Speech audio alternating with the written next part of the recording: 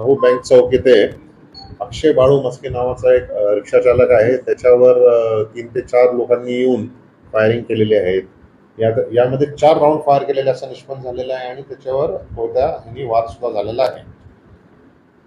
जो जखमी आहे त्याला तात्काळ हॉस्पिटलला नेण्यात आले आहे आणि त्याच्यावर आता उपचार चालू आहेत.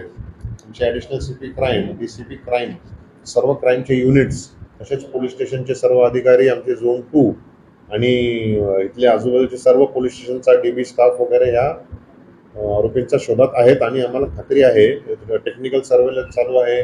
परत ह्युमन इंटेलिजन्सच्या माध्यमातून आम्ही आरोपींचा शोध घेत आहोत आणि खात्रीशीर हा लगेचच आमचा हे आहे की डिटेक्ट होऊन आरोपी सुद्धा अटक केले जातील. सर कोण होता अक्षय आणि काय त्याचं बॅकग्राऊंड होतं, कशातून अक्षय बाळू मस्के सध्या आमचं जे माहिती आहे ते रिक्षा चालक होते. मोटिव्ह सांगणे हे फार लवकर होईल. मोटिव्हचा पण आम्ही शोध घेणारच आहे. त्यासाठी आरोपी मिळायला लागतील. खात्रीशीर आरोपी आम्हाला हे आज लवकरात लवकर मिळतील.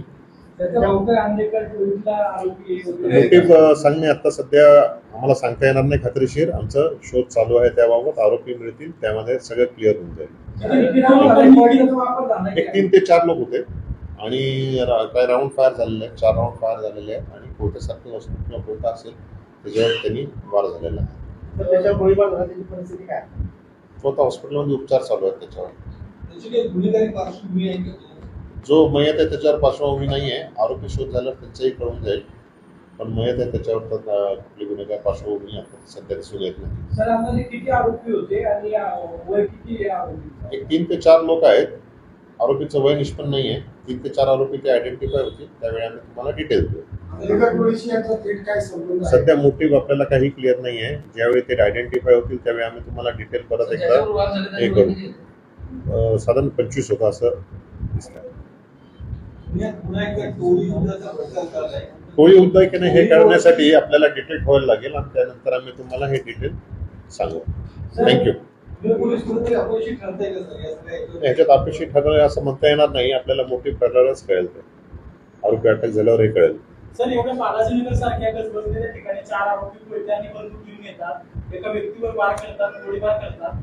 पुणे पोलिसांचा अपयशच म्हणावं लागेल. जर डिटेक्ट नाही झाला आणि अटक नाही केलं तर आपल्याला म्हणता येईल, परंतु आम्हाला खात्री आहे की ते डिटेक्ट होईल. सर 4 दिवसात पुण्याच्या याच भागात घटना घडलेल्या 3 ते 4 खून झाले. ते प्रत्येक आपल्याला पुन्हा डिस्कस करण्यासाठी आपल्याला वेगळं आपण डिस्कशन करू. त्याचे कारण काय ते त्यासाठी पण आपल्याला वेगळं बघायला लागतील. काय घरगुती कारणं असतात, सर्वच गँगची कारणं अशी काही नाही आहेत. म्हणून लोकांमध्ये पॅनिक होण्याचं सध्या काही कारण नाही आहे. लॉ अँड ऑर्डर पण सुस्थितीत आहे.